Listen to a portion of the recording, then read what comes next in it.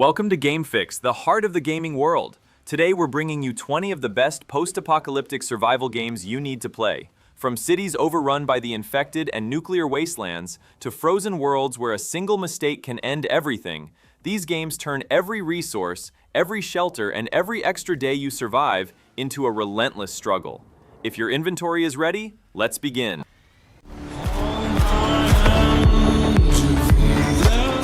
Stalker 2 shows just how dangerous freedom can become in a post-apocalyptic open world. Skiff enters the zone for personal reasons, but it does not take long before we are pulled into the conflict between factions fighting for control of the region. Even traveling a few kilometers across the map demands preparation. Hunger, bleeding, radiation, and carry limits constantly put pressure on us, while our weapons and armor gradually wear down. Entering an anomalous area without throwing bolts ahead can mean risking all of our equipment for a single valuable artifact. The items we detect can make us stronger, but some also expose us to dangerous levels of radiation.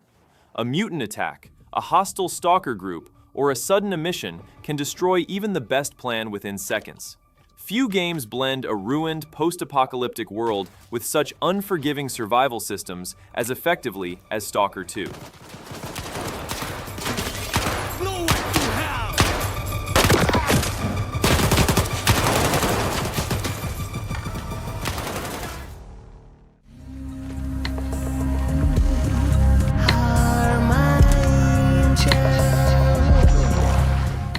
Metro Exodus builds its post-apocalyptic world not only through ruins and mutants, but through the feeling of a constantly changing journey. Artyom and the crew aboard the Aurora leave the Moscow underground behind and travel across Russia in search of a safe place to live. Along the way, we explore vast areas ranging from swamps and deserts to forests and frozen landscapes. Every region brings different dangers, so relying on the same approach never works for long. Ammunition is limited. Gas mask filters are valuable, and weapons require maintenance as dirt begins to affect their performance. Instead of charging into every fight, we need to study our surroundings, use stealth, and spend resources carefully. Field weapon customization keeps combat flexible, while some of our decisions can also shape the fate of the crew. The real strength of Metro Exodus lies not only in showing us a ruined world, but in making every bullet, every filter, and every decision feel genuinely important.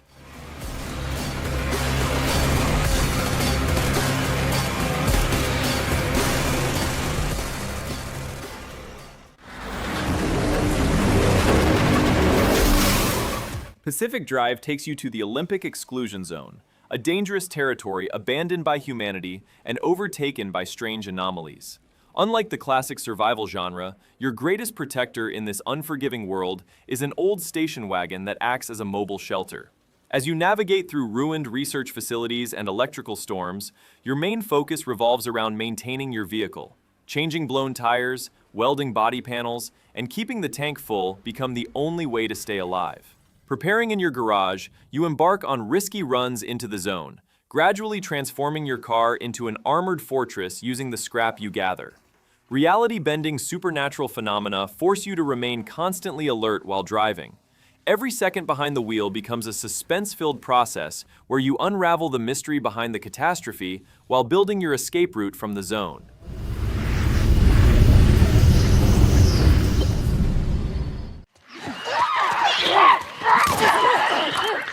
The Last of Us Part 1 follows Joel and Ellie on a journey from quarantine zones across the ruins of America, 20 years after civilization collapses because of the cordyceps outbreak. Progress does not mean shooting every enemy in our path. Ammunition, medical supplies, and crafting materials are limited, so we search drawers, use bricks and bottles as distractions, and look for ways to stay quiet during most encounters. Clickers react to sound, while armed groups can surround an area and cut off our escape routes. Joel's listening ability and the equipment we upgrade give us an advantage, but wasting a single bullet can create serious problems later. The real weight of the game comes from the way Joel and Ellie's relationship changes through every loss and danger they face.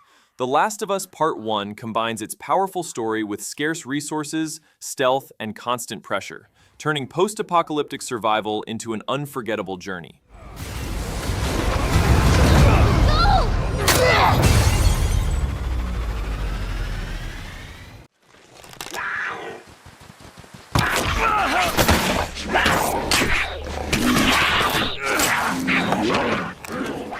The Long Dark is a harsh survival game set in the frozen Canadian wilderness after a geomagnetic disaster has silenced technology.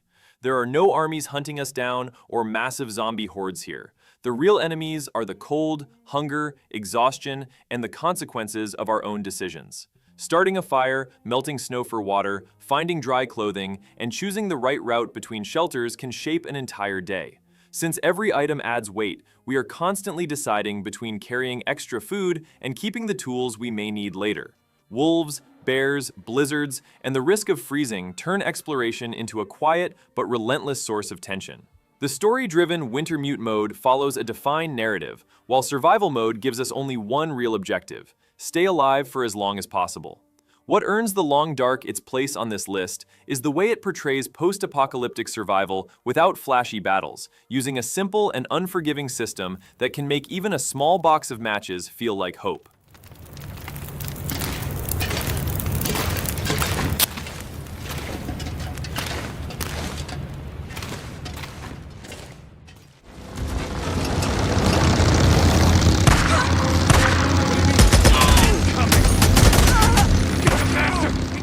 Days Gone follows Deacon St. John, a biker surviving on the ruined roads of Oregon 2 years after a global outbreak.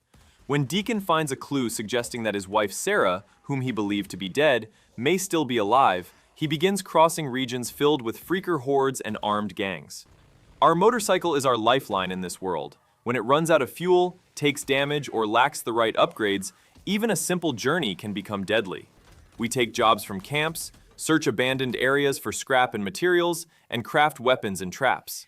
Changing weather, the day and night cycle, and hordes made up of hundreds of freakers constantly force us to rethink our routes. Days Gone is at its best when a massive horde appears, and we have to use the environment, explosives, and the motorcycle as parts of the same escape plan.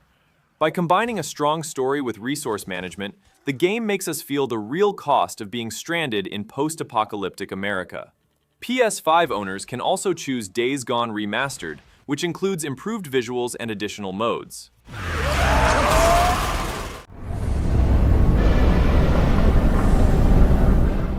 Frostpunk puts us in charge of one of the last surviving cities after a massive frost engulfed the rest of the world. Here, we don't fight zombies or looters, we fight freezing temperatures, dwindling coal, hunger, and a population increasingly losing hope. We send workers to mines to keep the city center's generator running, build shelters, regulate food production, and try to use every resource wisely before the harsh weather arrives. But the real pressure comes from the people behind the numbers. We may be forced to legalize child labor, resort to harsh treatments for the seriously ill, or enact authoritarian laws to maintain order. With each drop in temperature, the city shrinks, disease spreads, and our wrong decisions become new graveyards. Frostpunk is still a rare game in its genre because it tests how much we can sacrifice our humanity while keeping an entire society alive.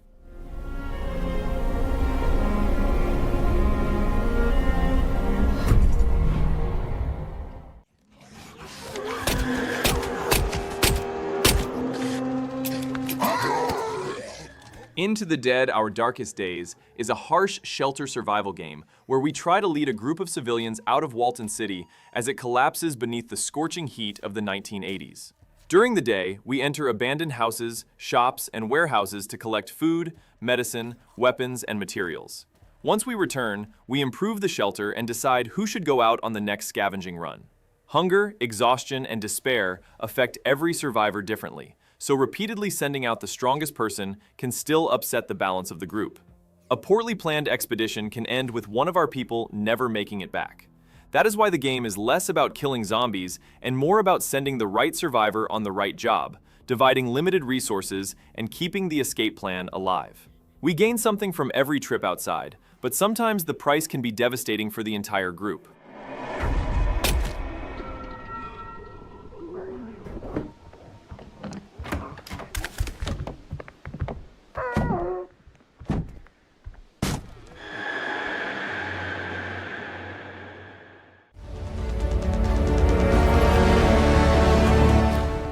For Forever Skies is a first-person survival game where we turn an airship flying above a toxic Earth abandoned by humanity into both our home and our center of survival.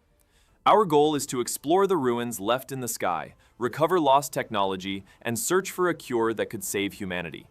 Every room we add to the ship serves a purpose. We build laboratories, expand our production areas, organize storage, and upgrade the engines to reach more distant locations. Hunger, thirst, health, and resource management directly shape how we plan each expedition. Once we descend beneath the dust layer, diseases, toxic environments, and mutated creatures make the journey far more dangerous.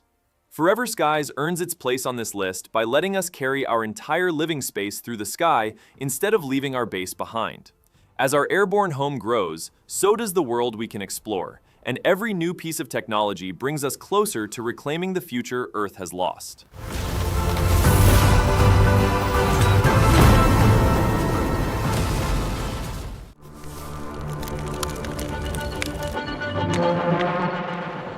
DayZ is a harsh multiplayer survival game, where staying alive depends as much on reading other people as it does on fighting the infected. We search Chernobylite for food, clean water, medicine, clothing, and weapons while managing hunger, thirst, illness, and body temperature. At the same time, we have to judge the intentions of every player we meet. The game does not guide us with a traditional map, so we learn towns, roads, and landmarks ourselves. A wrong turn, contaminated water, or failing to start a fire in time can cost us everything we have carried for hours. We hunt, fish, repair vehicles, and build small bases, but permanent safety never exists. A stranger may share food, travel beside us, or shoot us in the back at the first opportunity. This uncertainty gives DayZ its lasting appeal. Every character enters the same ruined world, but the people we meet and the decisions we make create a completely different story each time.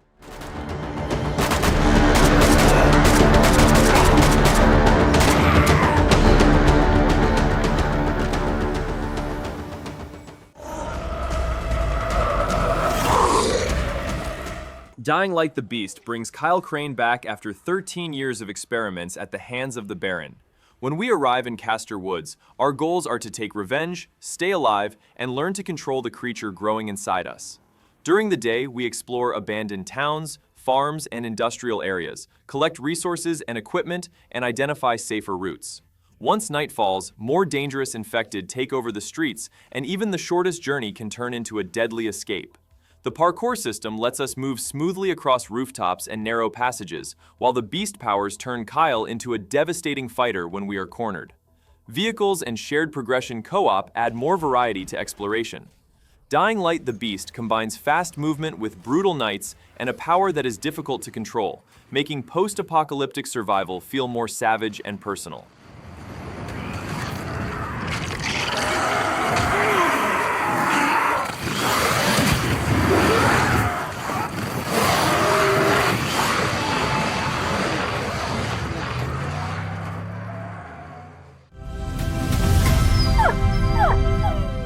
Fallout 4 Anniversary Edition begins with our character leaving Vault 111 and stepping into the Commonwealth 200 years after the nuclear war.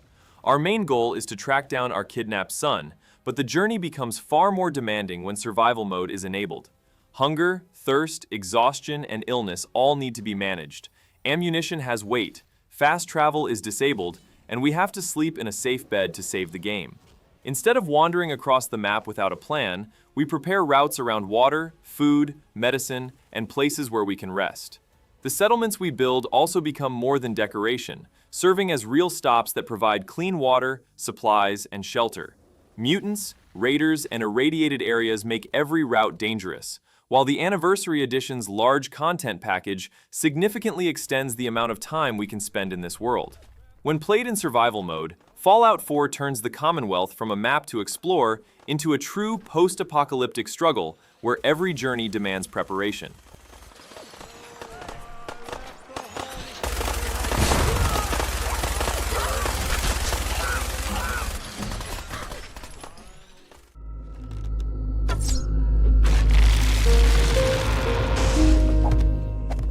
In 7 Days to Die, the biggest threat is not only the zombies outside, but failing to prepare for the approaching seventh night. During the day, we loot ruined houses, shops, and industrial areas, turning everything we find into base defenses, ammunition, or better equipment. Hunger, thirst, infections, and injuries make exploration more dangerous, while the ability to dig through almost any part of the world and completely destroy structures turns base building into far more than simple decoration.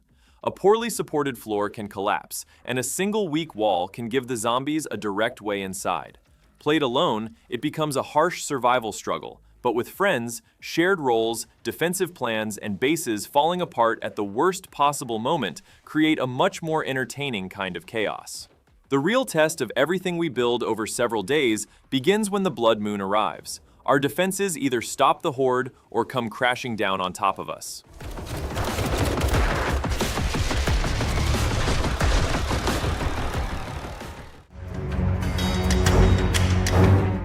Atomfall offers an eerie alternative history set in the English countryside following the 1957 Windscale nuclear disaster. In this isolated, quarantined zone, you enter a relentless struggle to survive in the shadow of radioactive fallout. Contrary to the usual arid desert atmospheres, English towns covered in greenery have given way to strange cults, rogue military patrols, and mysterious structures. You must gather scarce resources and craft your own equipment by scavenging nearby abandoned houses and hidden bunkers. While engaging in combat with both primitive melee weapons and rifles with limited ammunition, you attempt to unveil what lies behind the mysterious catastrophe in the region. Dynamic weather conditions, the threat of radiation, and dangerous factions that can appear at any moment turn this seemingly serene countryside into a tension-filled survival arena.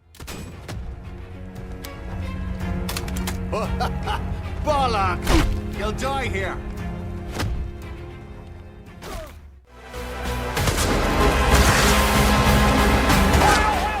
Decades after the Chernobyl disaster, Chernobylite calls you back into that dark and eerie atmosphere at the heart of the catastrophe. While former nuclear physicist Igor's struggle to find his missing fiancée might seem like a personal story at first glance, the deadly conditions of the zone quickly turn things into a fight for survival. Instead of freely roaming the map, you gather resources, feed your team, and upgrade your shelter through day-by-day planned operations. With radiation, mutant entities, and private military forces confronting you at every turn, you must carefully manage your limited ammunition and gear. The strongest aspect of the game lies in its decision-making mechanics. Keeping your companions' morale high and maintaining base stability becomes just as critical as firing a weapon. The environment design, crafted using realistic scans of Pripyat, successfully delivers a sense of loneliness and danger around every corner.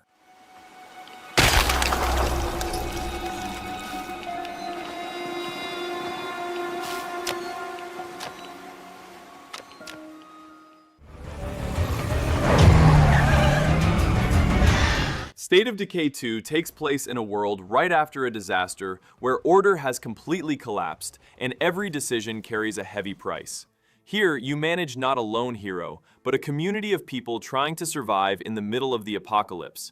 Building a safe shelter, looting surrounding supply caches, and keeping community morale high turn into the fundamental responsibilities you face every day. Each member possesses unique skills and personality flaws. Losing even one can completely disrupt the balance of the whole camp. While clearing out plague hearts across the area requires ammunition and coordination, dangerous mutated creatures do not forgive the slightest mistake. The permanent death of characters turns every patrol run into a high-tension test. Efficiently distributing limited resources and growing the community stand out as the only way to stay afloat in this fallen civilization.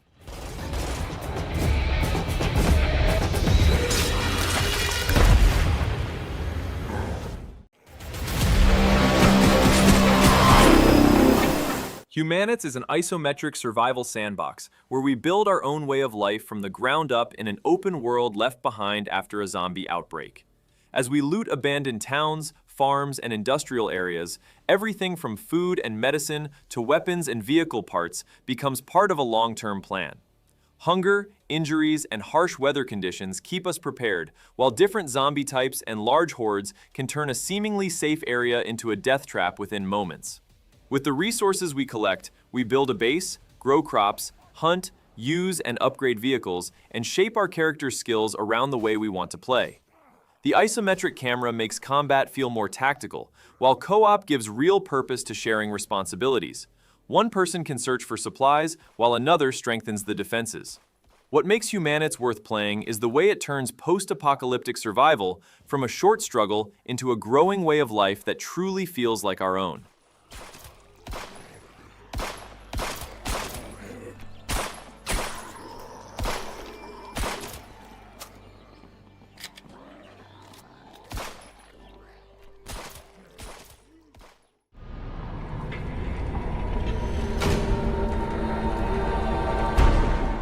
I Am Alive follows a man who returns to the ruined city of Haventon 1 year after a massive disaster, searching for his wife and daughter.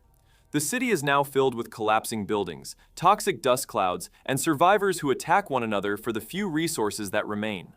Strength alone is not enough here. We constantly have to manage our stamina while climbing, our last bottle of water, and the few bullets left in our weapon. Reaching the tops of ruined buildings can open safer routes, but running out of energy at the wrong moment can be fatal. We rarely have enough ammunition to shoot every enemy. Sometimes we point an empty gun and pretend it is loaded, while in other encounters we take out the most dangerous member of a group first. Helping civilians can also mean giving up resources we desperately need.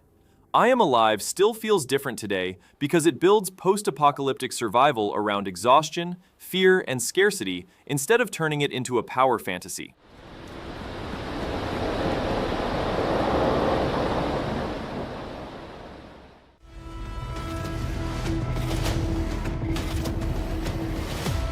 SurrounDead focuses on your struggle to survive alone in a desolate world dominated by zombies and relentless natural conditions following the collapse.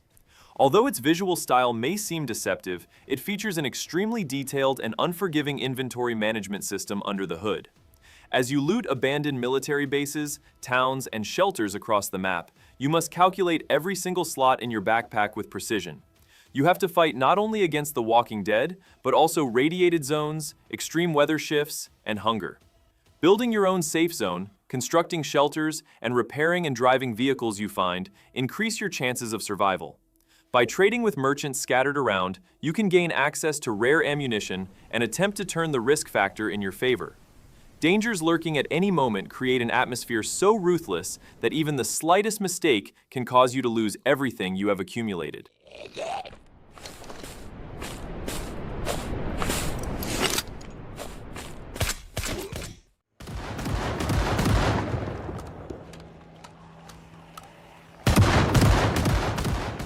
Project Zomboid is not about becoming a great hero during a zombie apocalypse. It is a brutal, post-apocalyptic survival game that tests how long an ordinary person can endure. We start during the early days of the outbreak in Knox Country, searching for food and medicine, barricading houses, and preparing as much as possible before the power and water are cut off. Hunger, thirst, exhaustion, panic, infection, and injuries constantly affect our character.